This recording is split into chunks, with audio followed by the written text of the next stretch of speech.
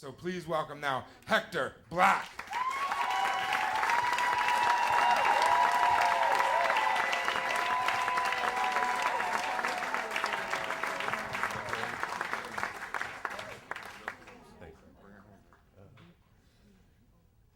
Thank you for that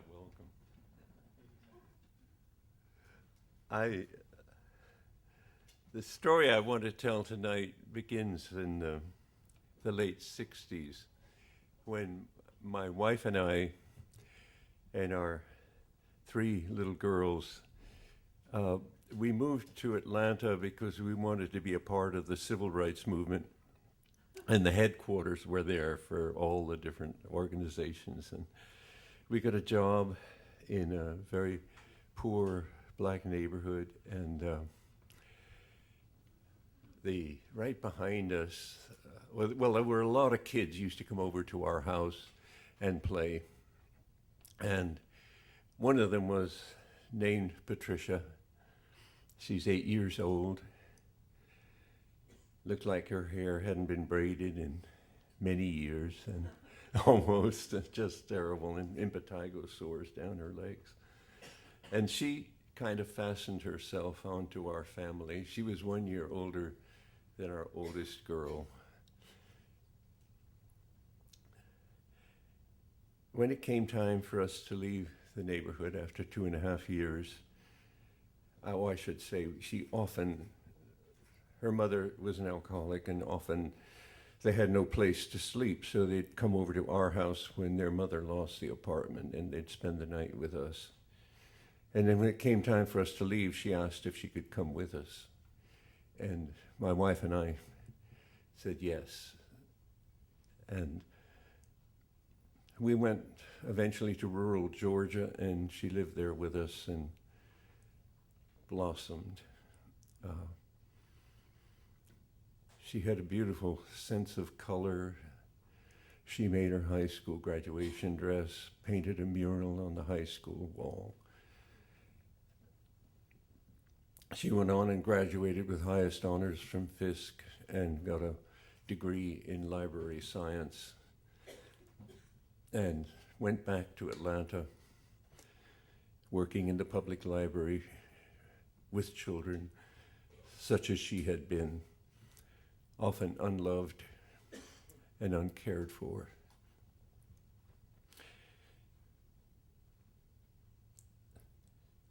She had a house in a changing neighborhood, and one night in November, she came home late from work, and a crack addict who was stealing for his habit saw no light on in her house and went around the back, broke in the window, stole some things, and took him to the local crack house, got his first hit of crack. He was walking around the neighborhood again, and still no light on, so he wanted a massive dose of crack, so he took a whole bunch of things. And Trish came home while he was gathering them up. He hid in a closet. She opened the closet door and fell backwards, and he tied her hands behind her back.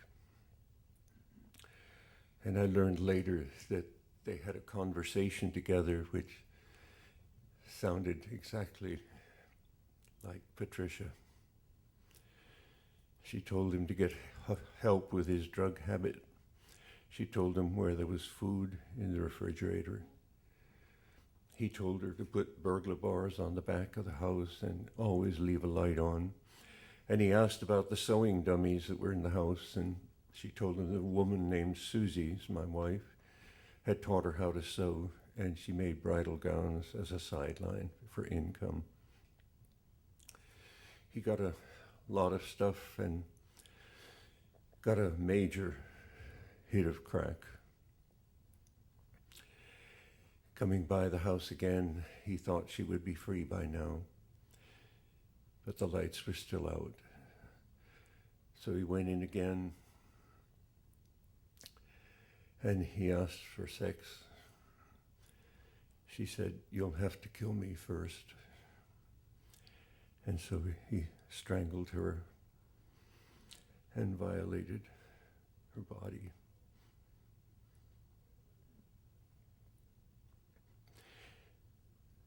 When we learned about this, it was the darkest thing that had ever happened to our family. We'd known death, but not like this at the hand of another human being. I'm a Quaker. I don't believe in violence. And I yelled out, "I'll kill the bastard." I was furious at what he had done to our child.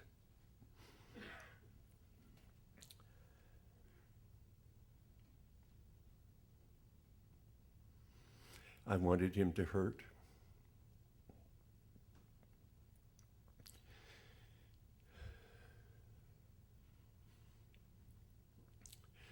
It's very beautiful where we live in Tennessee, along a state scenic wild river, and I'd go walking.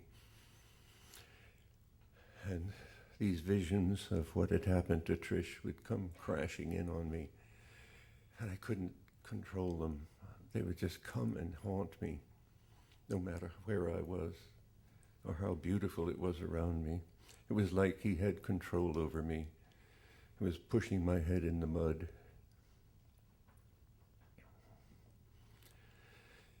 I wanted to know, after a little while, I wanted to know who he was. I wanted to know what had happened to him that made it possible for him to do such a deed. My first reaction was that he was a monster. He was no human being. He deserved no compassion from me.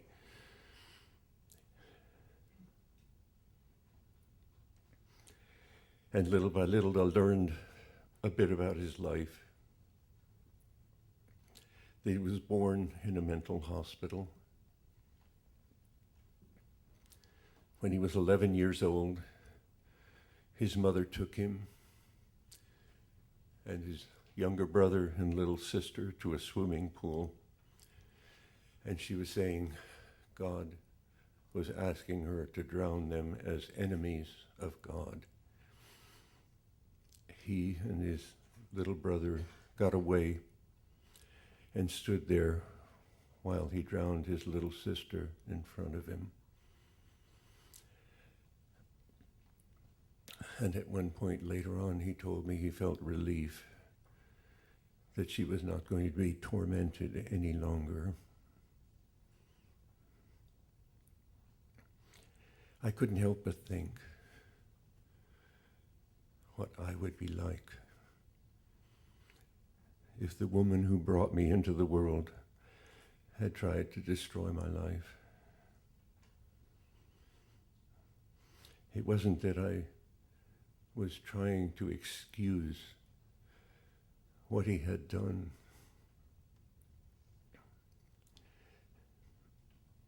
But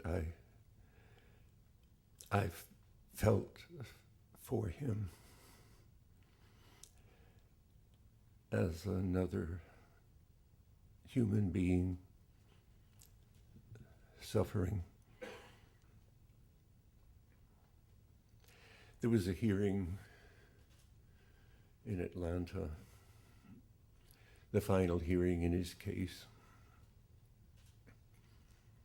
I'd written the judge earlier on the advice of a friend of mine who was against the death penalty, and told the judge how much we loved Patricia and how much a part of our life she was.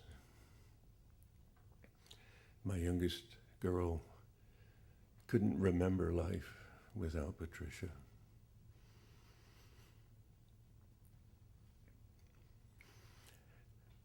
At the hearing, they read all the charges against him.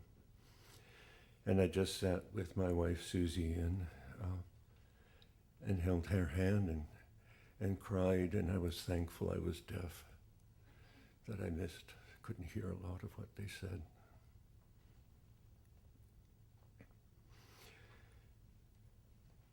after he was sentenced to life without possibility of parole, those of us who knew Trish were given an opportunity to say how the crime had affected us. Her cousin got up and said, "I hate you, Ivan Simpson." That's his name. "I hate you because you took my beloved cousin away from me. I hate you because you'll see the dawn, and she'll never see the dawn again. And I hate you because my taxes are going to feed you." She was weeping. And then it was my turn, and I printed out a statement because I didn't know how steady my voice would be. And again, I just said how much we loved her, that she was not our daughter by any claim of birth, but she was our daughter by every claim of love.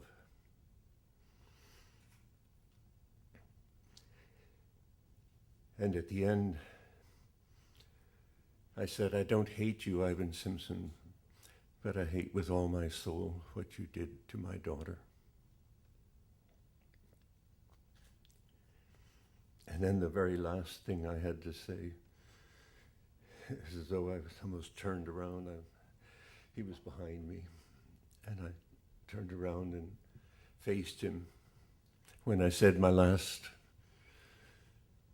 that I wished for all of us who had been so wounded by this crime, I wish that we might find God's peace, and I wish this for you also, Ivan Simpson.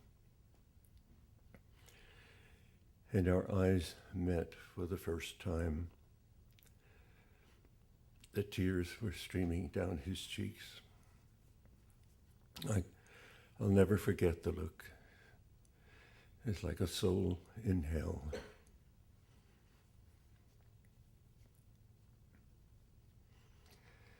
They were going to lead him away, knowing he'd spend the rest of his life, he'd die in jail.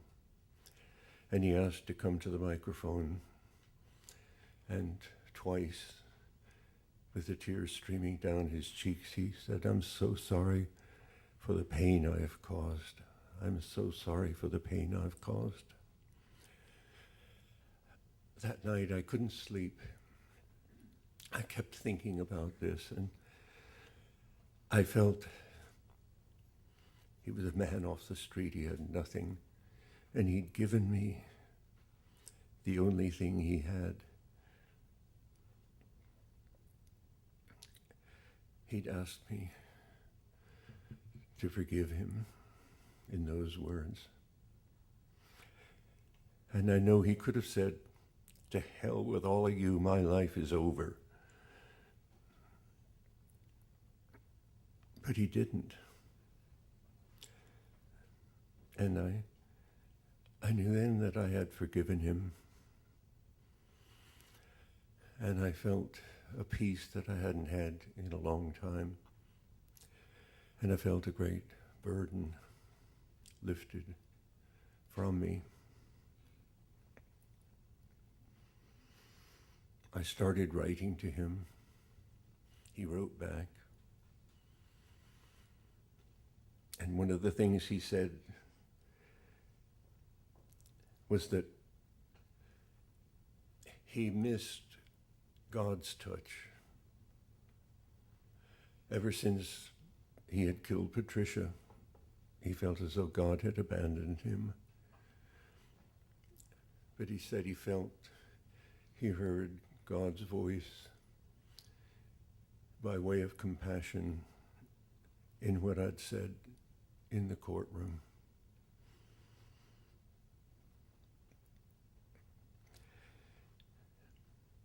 We sent him a Christmas package, and I said, "My God, what are you doing? What are you doing? Sending a Christmas present to the man who murdered your daughter?" And I knew I had to do it. Because I think when you forgive someone, you start to care about them again. And I knew he had no one in the world. We had a small group of people in Cookville. We thought we'd maybe get together with other people who had lost loved ones to violence like this. And I remember one woman whose brother had been killed 15 years before coming in and telling her story. Her brother was a doctor.